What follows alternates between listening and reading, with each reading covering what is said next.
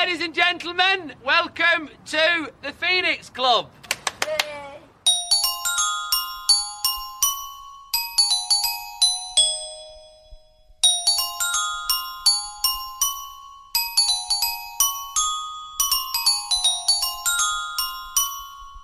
Do do do do do do do do do do do do do do do. I don't do any more in case I get it wrong. Come and join the Phoenix Nights. Yes, hello and welcome to the untitled, or yet untitled, Phoenix Club podcast, the Phoenix Nights podcast even. Yeah, the Phoenix Pod. Welcome to the Phoenix Pod. Yeah, there you go. Our pilot episode, so it's dependent on you. If it's good, listen to it. Tell your friends. If not, we won't make any more. And give us some feedback. Let us know what you think. You know, what we did right, what we did wrong. Would you like to hear another episode? Just let us know. Get him off. Get him off the stage. Yeah. Oh, that's later on. Or do like rave on and get hired. Rave on. CSA, of course, your host, former white collar AXC, joined once again by the. Oh wait, he's not here. You know, he's elsewhere. He's currently doing something what involves earning money. Mm. No, he's behind the bar somewhere. We'll fetch him out later. Yeah, we need a new DJ, so yeah, he's. But of course, the other voice you can hear, he's a man who is half a man. Got it. Yeah. He was out of sync. Shit. It's he's stupid. He's sexy. Apparently so. He's called Flinders. Yeah. It's SSF. Stupid, sexy Flinders, and it feels like I'm wearing nothing at all. Set me diver's watch. Yeah, set me diver's watch.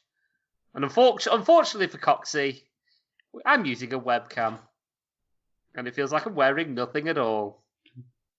I thought you were going to say then shit him out of oxygen, but... Oh, God. Well, thanks to this new sort of, like, gimmick, shall we say. I would like to say it's a new gimmick. I've been called Ned since, like, I was fucking 14. But, yeah, I now know what I'm wearing for Halloween. Nothing at all. No, but that's given me a great idea. No, I was actually just going to dress up as Ned Flanders. But hey, whether it's going to be the ski jumping sort of like attire or regular regalia. A lot of the guys did it when I saw Oakley Dokley, and they were in the green jumper and pink polo shirt and pants. Yeah, which looked quite funny. So, and the glasses, of course. Absolutely, but I'm naturally selected for that. I just have to grow my beard out the day before, shave the beard off, and keep the mustache. Job done. But we're not here to talk about Simpsons. Absolutely not. No, we're here to listen to talk about a show that died before it should have, in my opinion. Unlike The Simpsons, which should have died fucking years ago. We're talking about a British classic, a staple of any British comedic sort of like connoisseur's collection, shall we say. And a program, surprisingly, isn't as rerun as it should be, in my opinion. I don't know why. I don't know. I think you can get it on all four, can't you? I'm not quite sure. If you get it on all four, that makes my life even easier. But you see, I've got them on DVD, and I'm relying. We watched this program recently, and I'm relying on like 19-year-old DVD here, and hoping it doesn't fucking skip like a rave on record. But that's why you look after them. This is it. But the thing is, though, 18-year-old me didn't give a flying fuck about DVDs and just like, oh, I need to replace whatever's in my games console. Oh, look, there's a DVD in here. Whee! Across the bedroom it goes. And that kind of what happened to my my Phoenix Nights DVD, and somehow it is still in some sort of condition where I could actually watch the programme. But it was okay. It didn't skip. It was in good enough condition that it played perfectly. So, happy days. I took a DVD to see X one. The guy was like, "It's in really good condition." I said, "Yeah, I look after them, unlike some people." Yeah, me. So, of course, Phoenix Nights, for those who are unaware, is a British sitcom about the Phoenix Club, which is set in a working men's club in Bolton in Greater Manchester. It was also filmed in the area itself, which was the location was St Gregory's Club in Farnworth. It's a few miles from Bolton. Oh, who's to know? And I believe it's still actually there, and it's still actually a working men's club that you can't visit. Fantastic. We'll have to do that one day, as some sort of pilgrimage. And luckily, it's only half an hour up the road in the car. So, yeah. And if I pass my test later this month, we can do it. Walking in Peter K. merch and be like, "Oh God, it's these guys." Oh no, not another fucking lot. We'll have to get a selfie done in the Pennine Suite. Have to be done. Or was it the Sir Steve Redgrave? Yeah. Whatever. I don't know if it was like the room or. Yeah, I think they had the Sir Steve Redgrave room in the Pennine Suite or something. That's it, yeah. Something like that. So yeah, the show itself was written by Neil Fitzmaurice, who plays Ray Von. Of course, Peter Kay, who plays Brian Potter. Brain Potter. Brain Potter, yes. And Dave Sparky, who plays the Jerry Sinclair, which you'll find out later. Yes.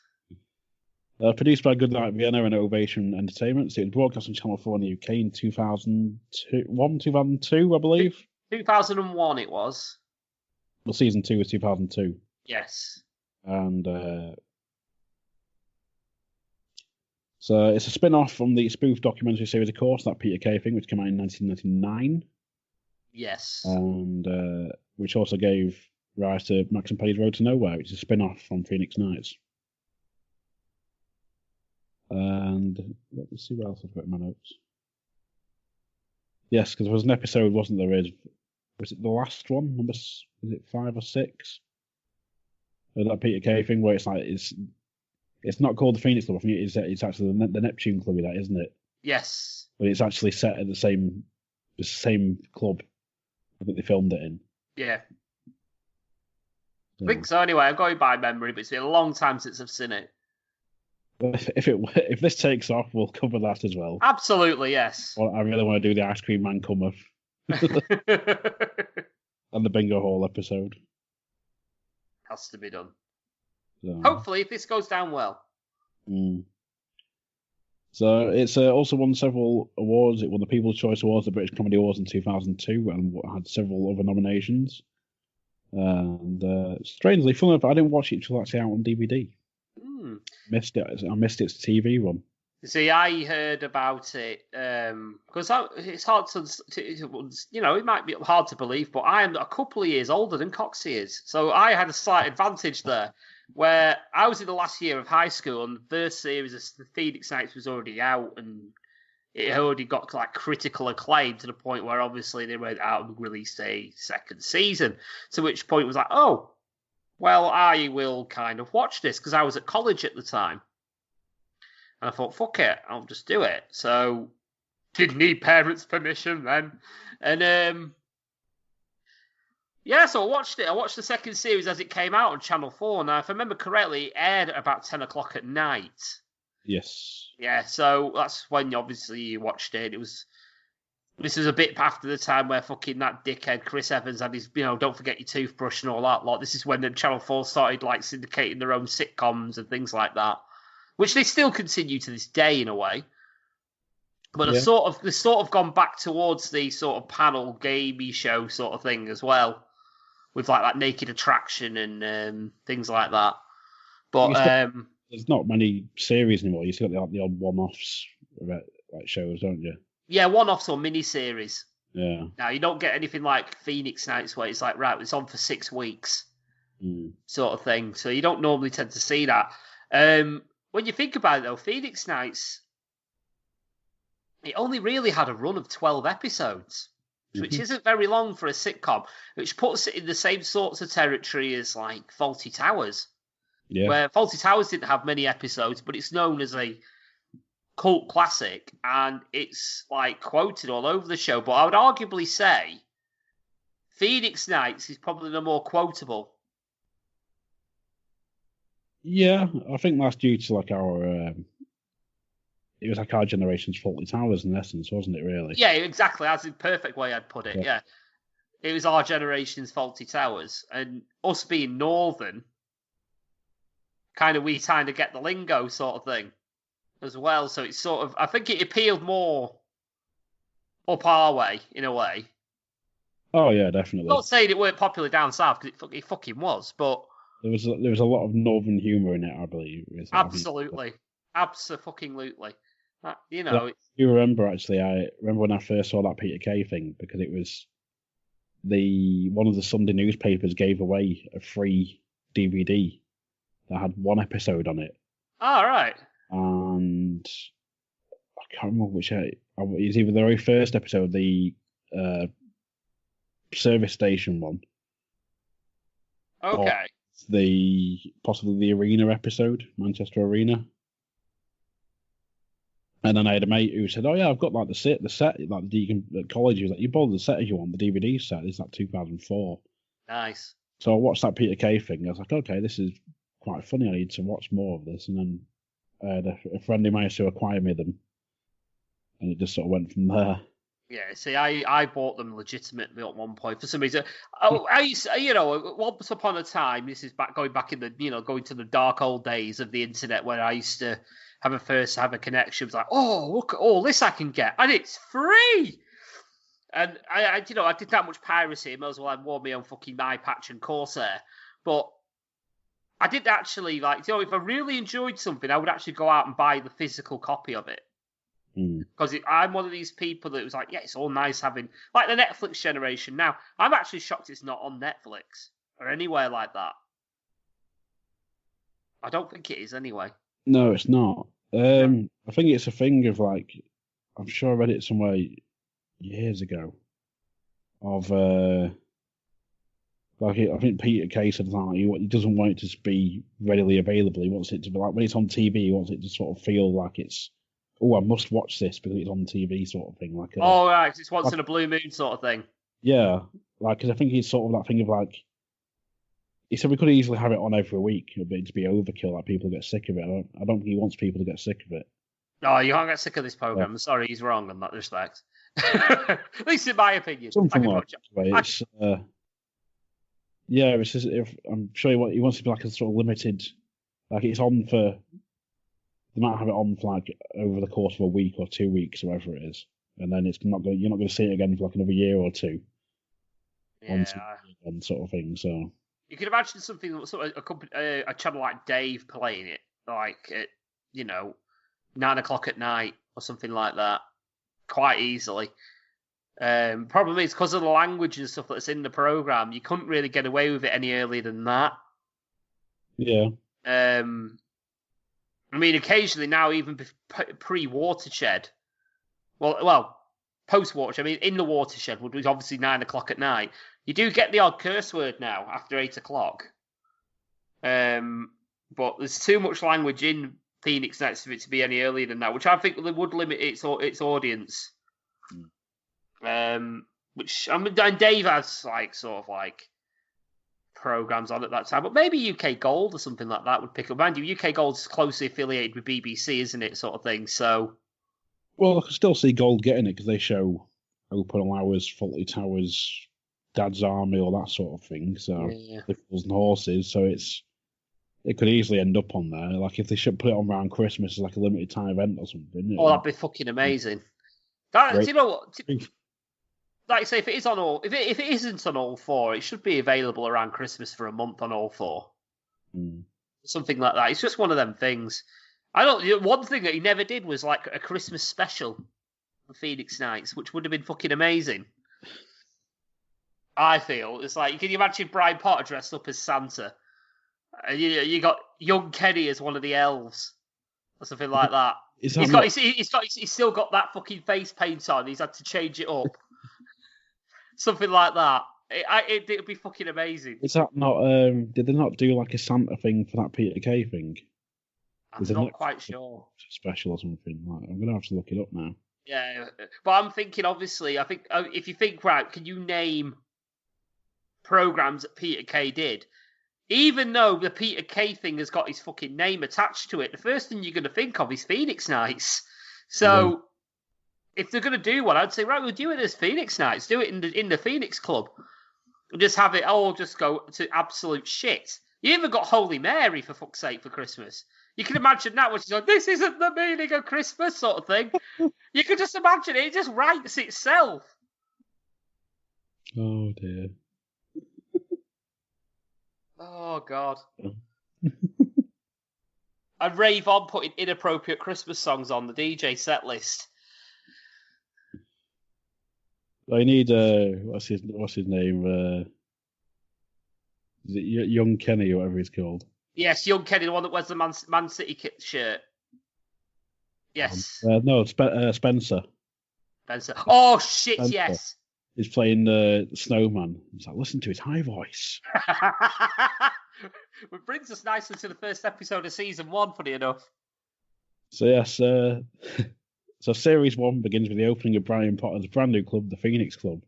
The next shooting has been previously burnt down, with TV's own Roy Walker opening the club tonight. Yeah, but we also find out later on he didn't just burn one club down; he flooded another one. And what's the old manager there, Paul? Say what you see. Yeah, say what you see. Yes, I love that bit. But there's a bit of a line. There's a bit of the section later on that I fucking love that relates to that. But we'll cover that when we get there. But I think we should do it in chronological. I think that'd be better. So TV's Roy Walker opens the club that night. Brian wants everything to be perfect, but a power cut leaves the club in the dark. There's a theft of a bingo machine, a Nazi fruit machine. Max Adorman injures himself, and a racist folk band soon ruin everything. This is one episode. So, yes, the owner of the Phoenix Club is Brian Potter. He's a wheelchair user, Brian Potter. He's played by Peter Kay. His first club, the Aquarius, was flooded, and the second club, the Neptune, was burnt down. He wants to see the Phoenix Club become the most popular working men's club in Bolton, and outdo his nemesis, Den Perry, who is the owner of the rival club, the Banana Grove. Yeah, you find out later in the series he's a complete shithouse. Yes. I'm sorry, but this is what's going to happen with Phoenix Nights, because you start talking about it, and then you start remembering things that happened either in earlier episodes or later on, and it's like... If it's later on, save it. I'm saving it, but it's something that happened in season 2. No, we're not on season 2 yet, man. I know, but it's like... So yes, the episode opens with you see Potter coming along his scooter after the rising sun. Yeah. With Chorley FM covering the grand opening, coming in your ears. Yeah, that's what they used to say. I don't think Chorley FM exists anymore, does it? No, it closed down October, November. Yeah. He went off the air. So we've got Kenny Senior, who's on the roof fixing bulbs, and of course Potter wants more bulbs because he's a bit of a perfectionist. Yeah, but before he gets there, apparently I don't know what the reference is. He was going past someone, and someone was wiping graffiti off a wall as he was going past them. And on the right on the wall it says Roger Halliwell shagged my wife in graffiti, and he's there scrubbing it. He looks at Brian Potter going past, stops, and then as he goes past, carries on scrubbing the wall. I don't know what the reference is, but... I'm not too sure myself. We might have to look into that one. I think we will have to. And so, of course, yes, Potter wants more bulbs, and Holy Mary is putting up with some religious balloons because that's what she had. Yeah, I wrote down what this banner was. Oh. And it says Holy Mary's putting religious banners up with CH .. what's missing.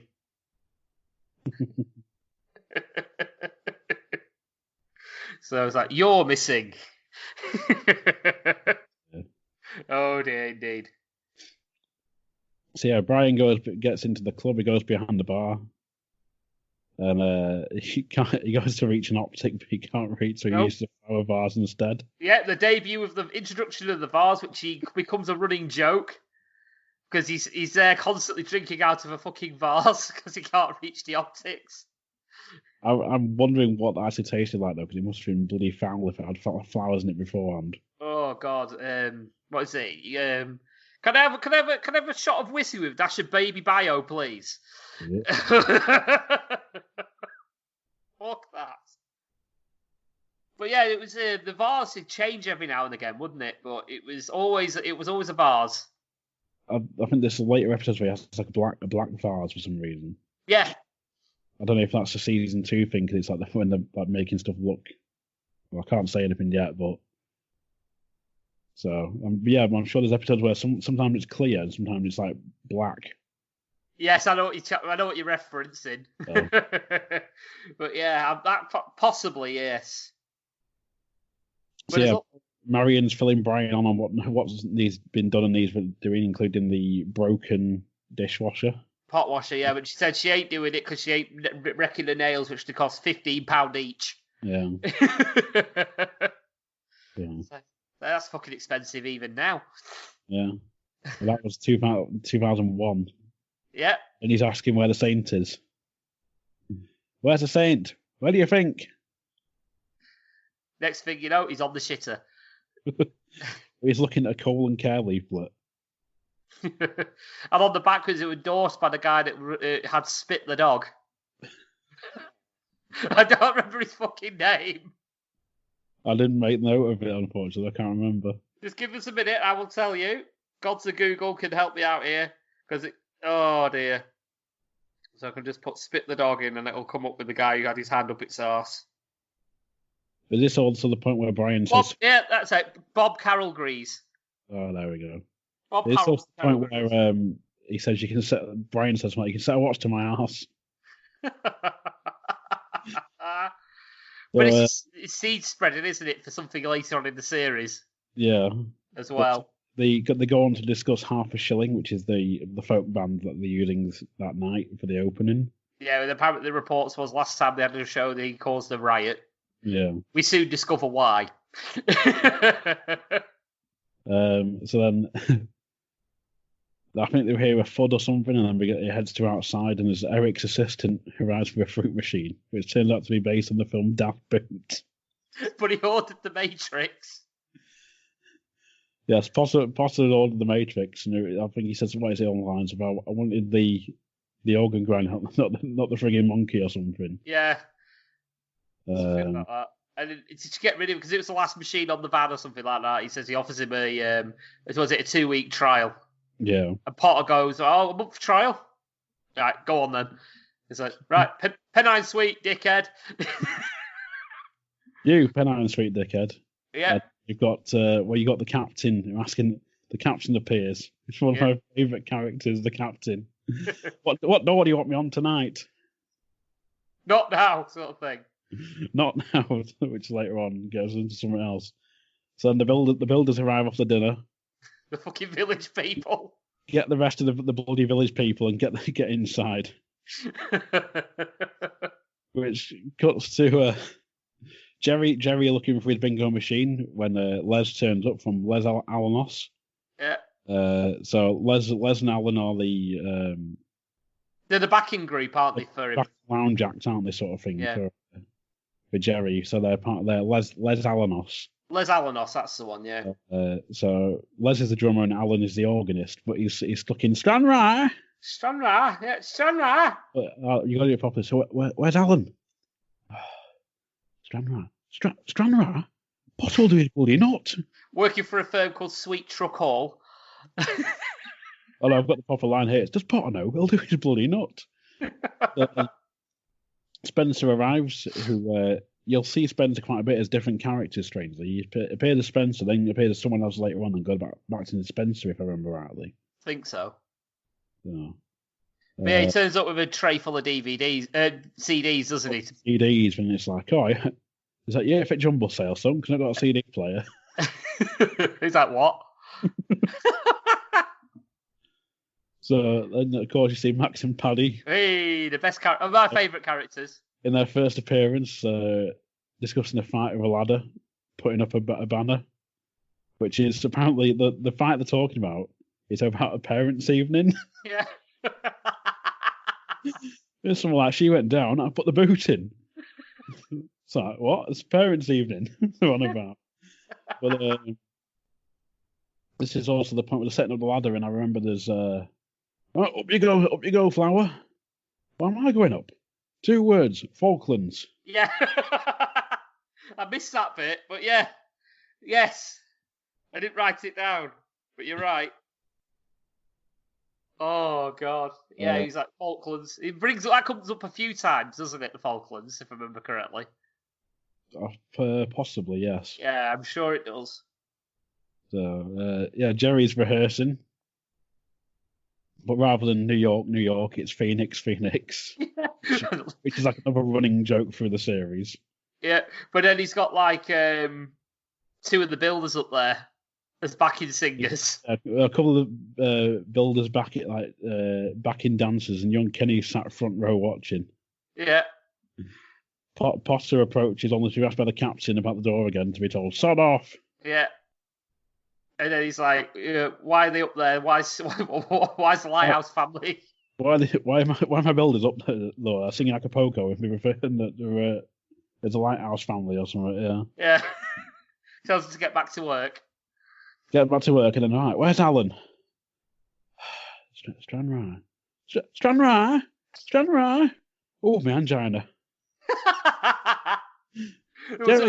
Jerry. Wasn't there a reference to Zantac before as well? Get me Zantac. Yeah, I think it was the machine. He says, like, "You're trying to kill me, son, because I'm heading that way." Oh, you Kenny, get me Zantac.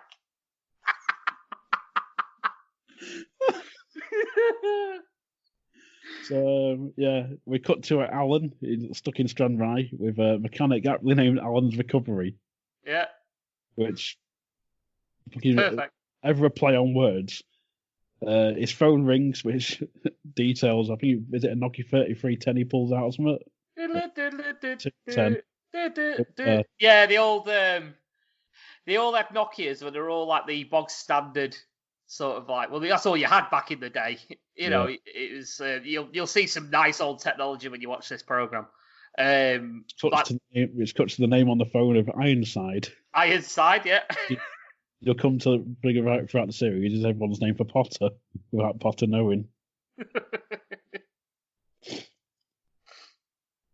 So we then cut to Brian, who gives young Kenny headsets for Max and Paddy to wear, along with the brewery rep arriving.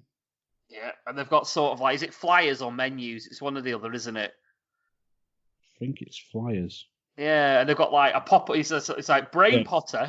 It's flyers, but it's you cut to that in a minute because they've got Jerry's thinking someone's nicked the bingo machine, but then Spencer's on the decks and chimes in, "Let's get ready to rumble." And if you remember right, they cut this sort of blank expression on Potter's face of like, "Oh, for God's sake!" Yeah. Which then we jump to Max and Paddy with young Kenny taking in the headsets with headsets. Sets for your head. Sets for your head. This is Paddy, by the way. So Brian is discussing the menu with the brewery rep. Sorry, Brain. Brain Potter, yes. Complete with a pop-up of Potter in a wheelchair with flames in the back of it. Yeah, and I think the pop-up of the pub is the fucking Queen Vic from EastEnders, is it not? Or something very similar. Yeah, it looks very... No, it's not the Rover's Return. It's definitely not the Rover's Return because the pub's on a corner, sort of like, and it's red. It's got red on it, whereas Rover's is green. I'm almost certain it might be mixed of the two. It could be, possibly, but it's the. I remember he's looking at it. He's going, "So what the hell's that? That's not my club, son.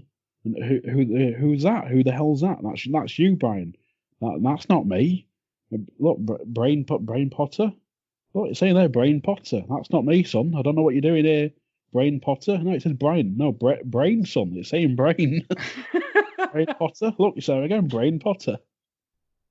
And then, like I say, he has that other pop up of fucking Brian Potter in the fucking wheelchair, like with the wheelchair's wheels on fire.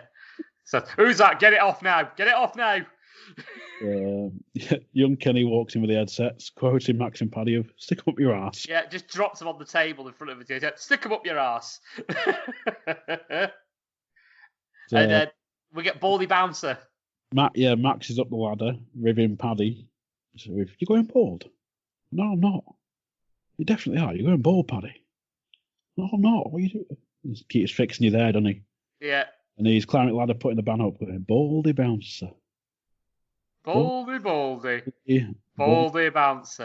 "I said leave it." Start shaking ladder. "Whoa, what are you doing, dickhead?" Which sends Max through the window, which we hear a big clatter as Brain Potter's discussing his menus. Which I remember rightly, they all run through and he's going, "Oh, help me. Yeah. Followed by, "Get up, you girl." Yeah, get up your girl, and it cuts to break. End of part one. End of part one, yeah, because this is where you get your adverts. Hi, I'm Mike from the Genuine Chit Chat podcast, where we have honest conversations with interesting people. I speak to a wide variety of guests, from travellers to musicians to those afflicted with mental or physical illnesses. There's really no subject that's off limits, from movies to politics and even controversial topics ranging from sex to drug reform and political correctness. So if you still believe in the art of conversation, are intrigued by healthy debates with different ideas and perspectives you may not have thought of, and want a podcast where every episode is about something different with a variety of guests, then this may be the podcast for you. You can hear us on YouTube and all your favourite podcast apps, and follow us on Twitter, Instagram and Facebook. So if you want to hang out and listen to honest conversations with interesting people, then come to Genuine Chit Chat, where I'm your host, Mike Burton. So then we cut to part two, which is actually the opening night. Yes, it is. They've actually done all the renovations. They're opening up. And you cut to a queue of what I can only describe as middle-aged to late 30s women in a long queue waiting to get in the standard sort of like line, not the VIP. Yeah, one side has VIPs and the other has general entry. But there's a woman in it from Shameless who also lives in Blackpool. I can't remember her name. I think it's Alison something. Right. And she's complaining about the price of tickets to be with them being herded in like animals, along with Ravon, who's also been shot. Strangely in the background. Paddy telling Max to punch her in the face over the headset. Yeah, to punch her in the face. God. We then cut to a countdown on the VIP side with Roy Walker cutting the ribbon. With safety scissors. But to do it properly, ladies and gentlemen, and Roy, welcome to the Phoenix Club. Make your way to the Pennine Suites. Canapes will be served forthwith. So, again, was my favourite character, the captain, who stops the mayor asking for action. It's like to be accurate. It's like whoa, where do you think you're going? And he holds his arm out with his walking stick across the thing like a fucking pay barrier. That'll be 20p, and don't forget the raffle. Yeah. With Roy having to like sort of scooch past awkwardly. Steps over him. Yeah. He fucking steps over his walking stick. But then Alan's still not arrived. Alan's not arrived, but we cut to Spencer DJing. Yeah, we do. Let's get ready to rumble while we've got some very bored onlookers watching. Yeah. We then cut to playing Walking in the Air. Listen to his high voice. Yeah, we'll come back to that later. But then there's a conversation between Roy Walker and Brian now, isn't there? Yeah. And it's like... Get club, Roy? Yeah, it's nice. It's very nice. Yeah. Is he still doing that catchphrase? No, don't do that anymore. And then you get the line. Oh, I guess that's pissed on you, Mr. Chips. Roy just walks off.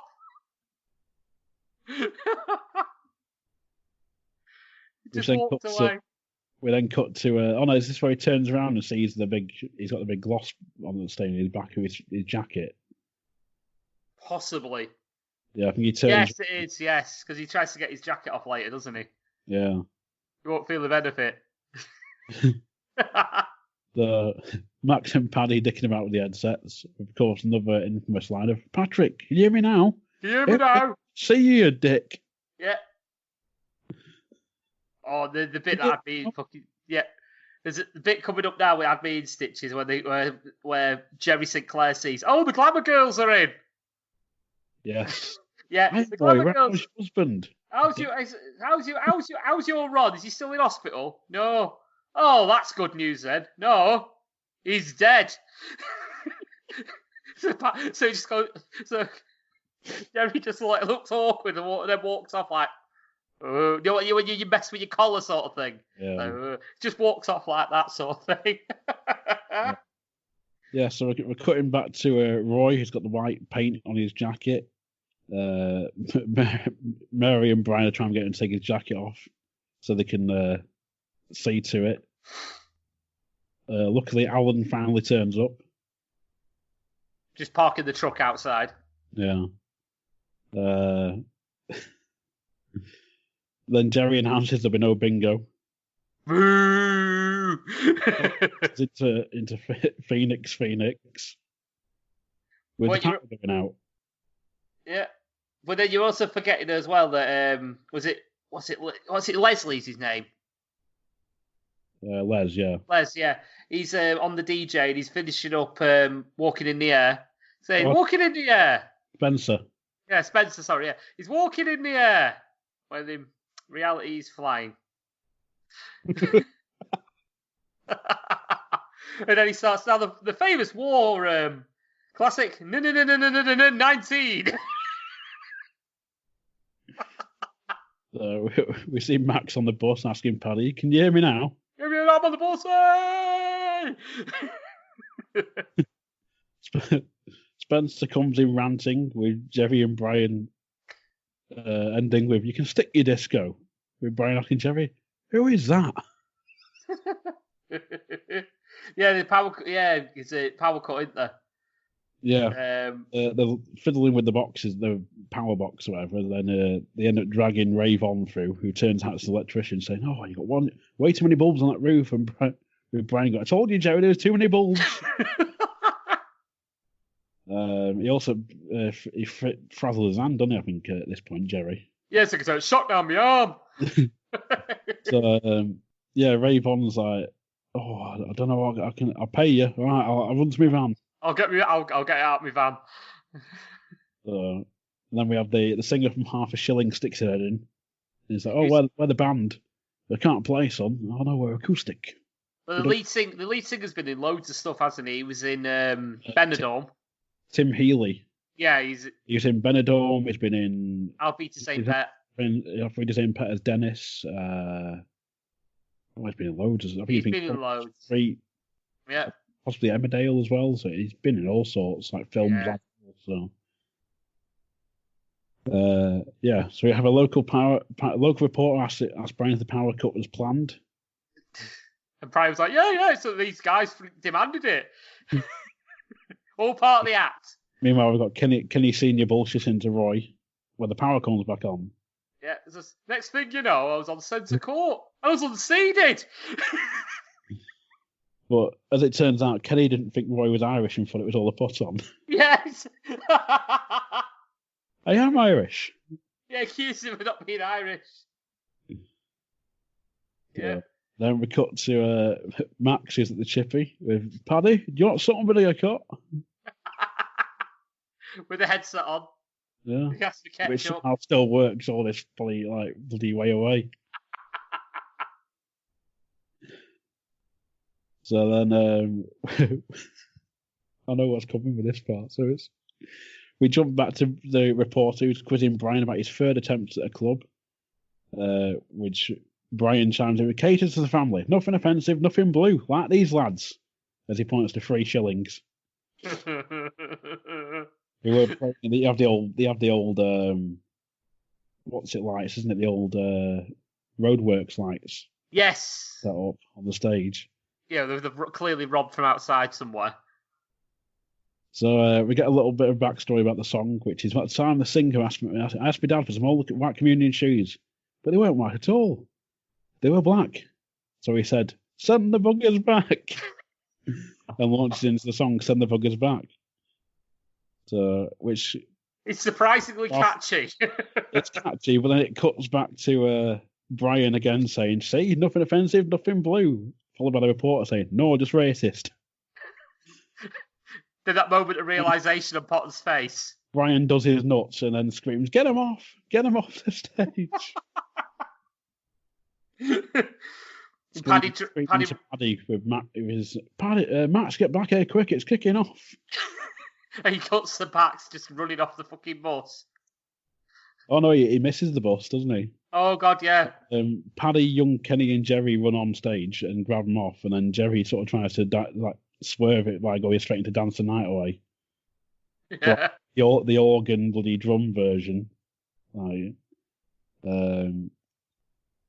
Yeah, Max misses the bus, and then we cut to a pissed Roy Walker singing "Send the Fuckers Back."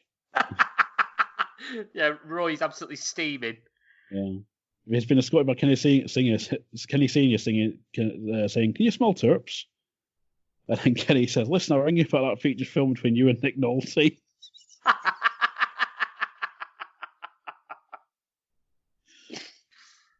Oh god. Which then it cuts to Brian and Ray Von with Ray reveal, "Oh yeah, he's got a screwdriver in it." Really, "Oh yeah, I'm a DJ as well, you know, not just an electrician." "Oh yeah, you're DJ, son."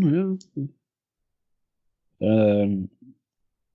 So then they're talking about getting him on, possibly later. Yeah, they bring him on, and he's like, "So yeah, I'll take you on," sort of thing. Says you'll notice the equipment's not up to scratch, sort of things. It's all right. I make my own sound systems and stuff like that. So Brian's like rubbing his hands together, sort of things. Like, yeah, go on then. Hires him on the spot. So Jerry just got Brian out of the club with cuts the line. "How do you think it went?" "They couldn't have got any better, Jerry. A power cut and a sing along with Combat 18. We see Max running back to the club, chippy in hands, but trips over something. They find out it's a cable. A cable. We cut to which jumps to Brian, which is an outline. I'd be absolutely pissing myself laughing. "What's he doing?" With Paddy going, "He's brought him and he's dropped him." Yeah. Matt saying, "I tripped over this bastard wireman," who pulls it out and the power goes off in the club. Yeah. Because Ray had wired the power to a lamp post, which is what you apparently used to do on the waltzers. Yeah. But then, is it Los Alamos winding the winding Potter up? Yeah, because the wind Potter up about him, saying because he's hired him or whatever. He's saying, "What's he? Remember that Tracy Burns? Do you remember Tracy Burns? Oh, the winner at Talent Trek. Oh, I know Tracy. Why? It's just well, Ray Von killed her." Like, what? Yeah, Ray Von killed her. Cut to credits. Yeah, let me just find it again. It's gone off. Yeah, so we cut to the credits, but it's we have the group. They're watching a possible future act, which is a guy dressed in a spacesuit strapped to a revolving wheel, playing guitar, singing David Bowie. Yeah, which you can't hear a thing. Guy walks past in slow mo. Yeah. Which is a weird fun fact because all these acts at the end were legit. Yeah. Legit lounge acts. But then it's what is it? Next. Can't hear you. Next. Which leads to Brian writing it down a bit of paper and moving it around as the board moves round with next. But yeah, these are things as well. Once the actual show is finished, you don't stop, but you don't miss the credits because it's always something funny on these credits. Mm. Always something funny. There's some belters later down the line. Yeah, this is probably one of the more tame ones. Yeah. Definitely one of the more tame ones. Especially, I think I can think of one that's certainly not as tame as that. I think we discussed that one before. Yes. But yeah, that was it. That was episode 1. That was episode 1 of Phoenix Nights. Yeah. So if you enjoyed this, tell your friends, and then if there's enough demand, we'll make episode 2. Absolutely, and I really, really, really want to do episode 2. So let us know, because this was a fucking scream. Oh dear. Yeah. Not that I need an excuse to watch Phoenix Nights, but this gives me a massive one.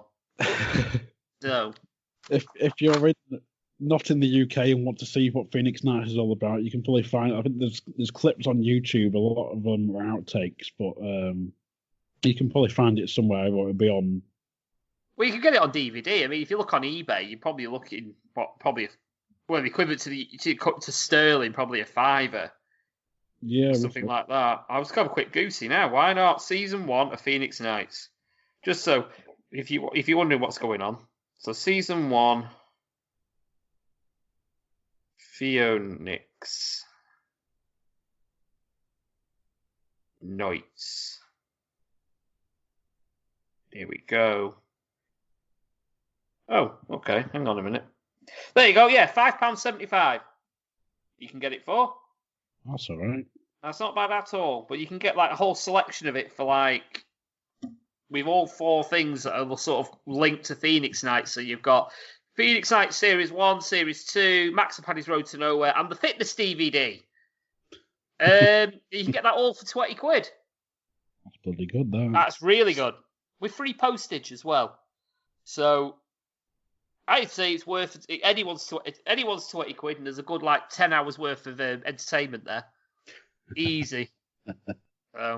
Plus all the extras as well. Yeah. And you'd be surprised who pops up in this if you sort of any inkling of like northern UK celebrities. You'd be surprised who turns up. Mm. So yeah, highly recommended. Do it. So yeah, check out the Phoenix Nights.